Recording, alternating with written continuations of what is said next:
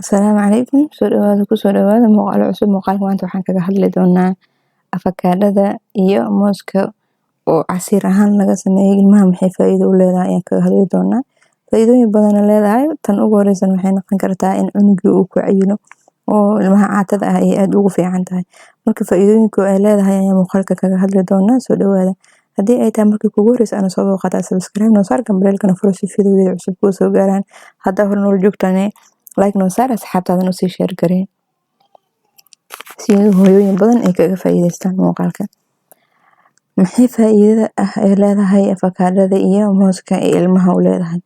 Horta intaanan gelin faa'iidooyinkeeda, afakaadhada aad ay u jilcan tahay oo maxaa la dhahaa waxay u fiican tahay kala dheefshiidka iyo in jirka uu nuugo ayay u fiican tahay. Waa maxaa la dhahaa ilmaha dheefshiidkooda dhibku ma ahan inuu burburiyo ilmahana way ku cayilaan.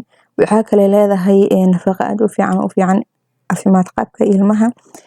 Haddii cunugii uu ilmaha ayagoo yar waa la siin karaa.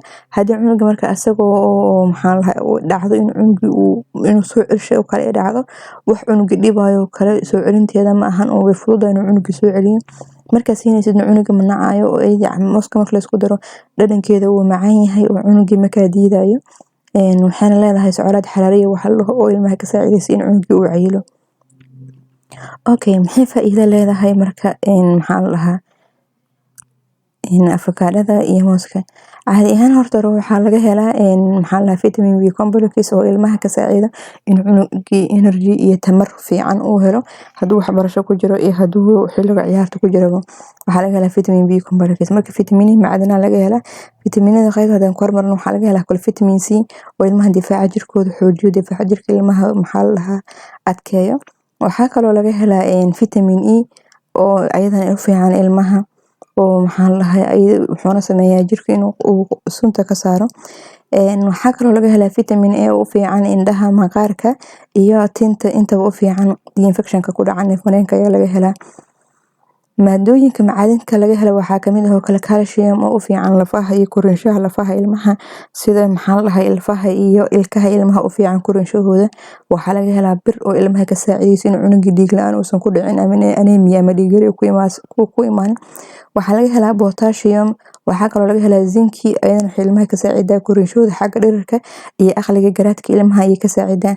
Waxaa laga helaa maado loo yaqaan selenium, nuxaas iyo fosfoor.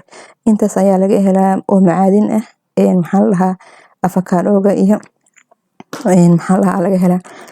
Okay, sidoo kale waxaa laga helaa duhun qudaarta inta badan aan laga helin oo kale faakihooyinka inta badan aan laga helin oo kale ayaa waxaa laga helaa maxaa la dhahaa afakaadhada. Marka waxaa la dhahaa duhun maxaa la dhahaa waxaa diya qeyr mushabac duhun la dhaho ayaa laga helaa.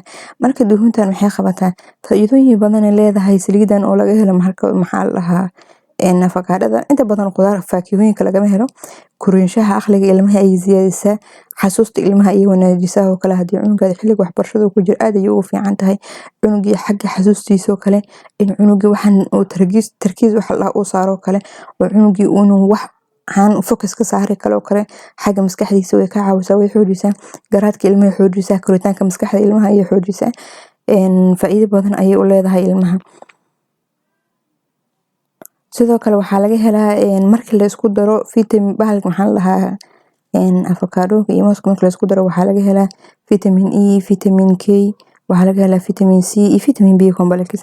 Macdinta markii la isku daro waxaa laga helaa birta iyo maxaa la dhahaa potassium-ka, zinc-ga, selenium-ka iyo nuxaaska markii laga reebo fosfoorka markii labadooda la isku daro.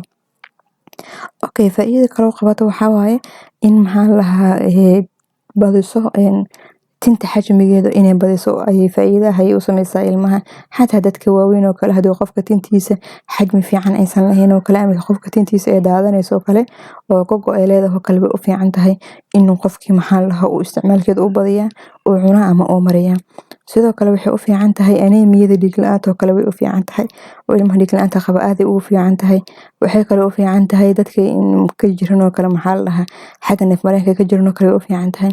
Ilmaha xaaladooda nafsiyeed inay fiican xanaaq badan ama hurdadooda yarta way u fiican tahay ayadana waxay kale u fiican tahay maxaa la dhahaa dadka waaweyn oo ayaga naftirkooda hurdada ay ka wareersan tahay ayagana waa ay u fiican tahay hurdadooda ayay sixeen waxay kale hagaajinayaan xaaladooda nafsiyadeed oo maal ahaan oo qofka duu xanaaq badnaayo oo kale xanaaqiisa inuu yaraado ayay u badan tahay oo qofka caafimaad ahaan way u fiican tahay cunuga hadii dhiig la'aan hayso kale ama qofka weyn dhiig la'aan hayso kale ayadana way u fiican tahay khaasatan gabdhaha tinta ka daadanayso kale hadii ay mariyaan oo kale way u fiican tahay marka fakaarada iyo mooska la isku daro ilmaha waxa qurux badan in isbuuc 3 maalin oo kale laga siiyo maalin kasta aan la siinin maadaama sucraad xaraariye saayid ah ay leedahay oo kale maxaa la hadii cunuga saayid uu caato iyo kale markaas oo kale maalin dhaaf oo kale ama maalin kasta cunuga ugu dhigi kartaa laakiin aadan ka badan laakiin hadii cunuga aad oo kale miisaankiisa sida loogu talagal uu yahay waxa qurux badan in isbuuc 3 maalin ama 2 maalin oo kale ay ka siisid aadan ka badin